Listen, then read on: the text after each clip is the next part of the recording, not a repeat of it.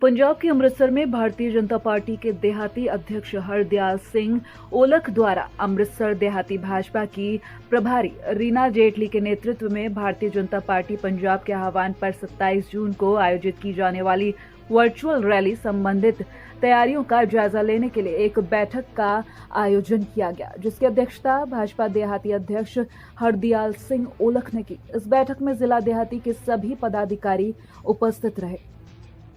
ਅੱਜ ਦੀ ਸਾਡੀ ਇਹ ਪ੍ਰੈਸ ਮੀਟਿੰਗ ਜਿਹੜੀ ਆ ਉਹ ਪਾਰਟੀ ਹਾਈ ਕਮਾਂਡ ਦੇ ਦਿਸ਼ਾ ਨਿਰਦੇਸ਼ਾਂ ਤੇ ਸ਼੍ਰੀ ਅਸ਼ਵਨੀ ਕੁਮਾਰ ਜੀ ਔਰ ਸਾਡੇ ਤਿੰਨੇ ਜਨਰਲ ਸਕੱਤਰ ਔਰ ਜ਼ਿਲ੍ਹੇ ਦੀ ਦਿਹਾਤੀ ਦੀ ਪ੍ਰਭਾਰੀ ਭੈਣ ਰੀਨਾ ਜੇਤਲੀ ਜੀ ਦੇ ਦਿਸ਼ਾ ਨਿਰਦੇਸ਼ਾਂ ਤੇ ਪ੍ਰਧਾਨ ਮੰਤਰੀ ਜੀ ਦਾ ਜਿਹੜਾ ਜਨਤਾ ਦੇ ਨਾਂ ਤੇ ਸੰਦੇਸ਼ ਪੱਤਰ ਆ ਇਹ ਜਾਰੀ ਕਰਨ ਵਾਸਤੇ ਅਸੀਂ ਇੱਥੇ ਇਕੱਤਰ ਹੋਏ ਹਾਂ। प्रधान मंत्री जी का 1 साल पूरा होने ते जिहड़ियां उपलब्धियां ने उन्हां वास्ते असीं इत्थे इकत्तर होए हैं। 1 साल दे विच मानयोग प्रधान मंत्री जी ने वो काम कीते आ जिहड़े कांग्रेस सरकार ने पिछले बड़े दहाकियां तो जां तां जानबूझ के लमकाए सी जां फिर उन्हां दी नीयतन जिहड़ी सी वो बदनीति सी। जिवें कि धारा 370 ये कांग्रेस की देन सी, ये कांग्रेस दी गलत नीतियां करके इस धारा नूं इन्हां लमकाया गया।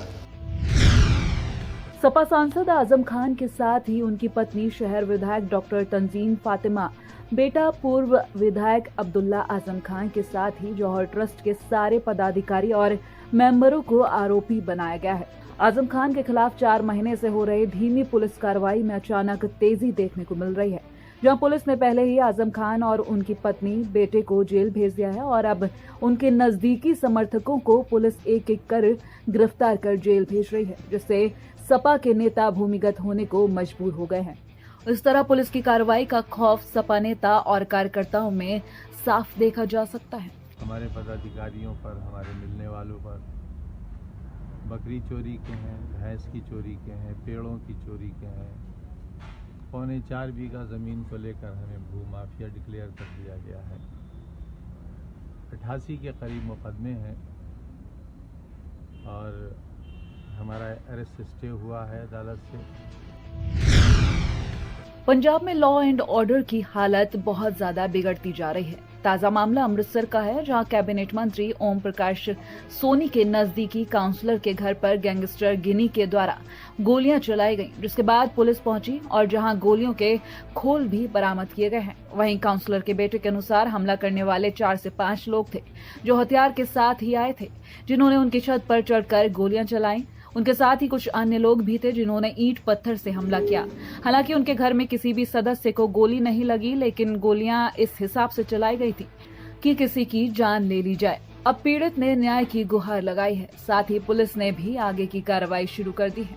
सर गल हुई है, सुबह ही जा रहे सी मंत्री साहब की कोठी, एक लड़का सी जोधा पहला भी उन्हें फोन ते मेरे पापा नूं गाली गलोच कीता वा ते अज ही सुबह जो कोठी जा रहे सी ना, फिर रस्ते जाते पे उन्हें सानूं गालां कड्ढियां ते इसे गल तो पहला सवेरे हथापाई हुई आ ते बाद विच उन्होंने असीं घरे आ गए, बाद गए नहीं वापस आ गए। फिर उन्होंने घर आन के सलाह करके कम से कम 50-60 मुंडे इकट्ठे करके सारे साडे घर ज्यादा बंदे किहड़े गए जिहड़ा इन्हां दा मेन बंदा ना गिन्नी आ वो गैंगस्टर है चंडीगढ़ दा। मिसेज काउंसलर आ, काउंसलर होने के नाते मौजूदा काउंसलर अहीं सेंटर हल्के तो सोनी साहब दे हल्के दे काउंसलर आ। इन्हां ने जिहड़ा वा साडे ते अज 50 तो 60 के दरम्यान बंदे लैके साडे ते हमला किया। 4 बंदे आ जिहड़े गोलियां चलाउण वाले, बाकियां ने इट रोड़ा किया। मेरे घर दे विच दाखल होके लागे इन्हां ने गोलियां भी चलाइयां ते जिहड़ा वा इट रोड़ा भी बहुत चलाया वा ते सानू इन्हां तो जिहड़ा जान माल दा खतरा वा, मैनू अपने बच्चों दे जान दा खतरा वा ते अपने परिवार दा जिहड़ा वा इन्हां तो खतरा वा जी। गए उत्थे असीं इस गल की जिहड़ी है तस्दीक कर रहे हैं ते तस्दीक तो बाद जिहड़ी कोई गल सामने आउंदी है ते असीं उहदे मुताबिक जिहड़ी कार्रवाई करांगे। लद्दाख चीन बॉर्डर पर हुई झड़प के दौरान शहीद हुए 20 भारतीय सैनिकों की शहादत से आहत जमीयत उलेमा हिंद ने चीन के सामान का पूर्ण रूप से बहिष्कार करते हुए मुस्लिम युवाओं को देश की सेवा करने का अवसर देने के लिए भारतीय सेना में भर्ती करने की भारत सरकार से मांग की है। बता दें कि संभल के सराय तरीन के पीला खदाना में जमीयत उलेमाए हिंद के जिलाध्यक्ष मौलाना मेहर इलाही के आवास पर एक बैठक हुई। पड़ोसी देश नेपाल द्वारा सीमाओं के आकलन के मुद्दे पर भी मौलानाओं ने अपने विचार रखते हुए कहा कि भारत सरकार को नेपाल से हर तरह का रिश्ता खत्म करते हुए उसे दी जा रही सभी सुविधाएं वापस ले लेनी चाहिए। साथ ही वीर शहीद अब्दुल हमीद के नाम पर एक मुस्लिम रेजिमेंट बनाने पर भी जोर दिया गया। आज मीटिंग की गई है कि चाइना ने जो बदतमीजी की है, हमारे सैनिकों पर गोली चलाई है, इस सिलसिले में की गई है कि इनको मुंहतोड़ हुकूमत जवाब दे। और हम सब जमीयत उलमा जिला संभल की जानिब से इसका बाइकाट करते हैं कि इसके सामानों का बाइकाट किया जाए ताकि इसको ठेस लगे और आइंदा ऐसी हरकत हिंदुस्तान के साथ ये ना करें, क्योंकि ये हिंदुस्तान मुसलमानों के खून से इसकी ज़मीन जो है रंगी हुई है। पूरी ज़िंदगी मुसलमानों ने कुर्बानियाँ दी हैं और इस हिंदुस्तान को परवान चढ़ाया है। आज भी अगर कोई नापाक हरकत करता है तो हम कभी बर्दाश्त नहीं करेंगे। इसीलिए हमने ये मीटिंग बुलाई है। मुल्क हिंदुस्तान के अंदर चाइना की तरफ से दरअंदाजी की जा रही है और चाइना की तरफ से हमारे हिंदुस्तान के सैनिकों को जुल्म का निशाना बनाया जा रहा है और चाइना की तमाम फ़ौजें हमारे हिंदुस्तान की सरहदों में दाखिल हो रही हैं।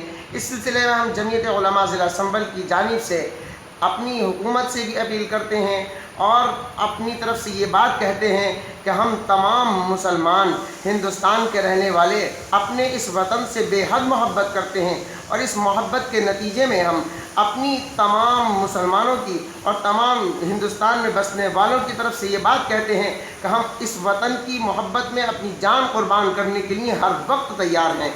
हमारा हर नौजवान इस वतन की मोहब्बत में, इस वतन की हिफाजत में और वतन की सरहदों की हिफाजत में हर वक्त जान कुर्बान करने के लिए तैयार है और हम इस तरह से दूसरे मुल्क की दरअंदाजी को कभी भी बर्दाश्त नहीं कर सकते।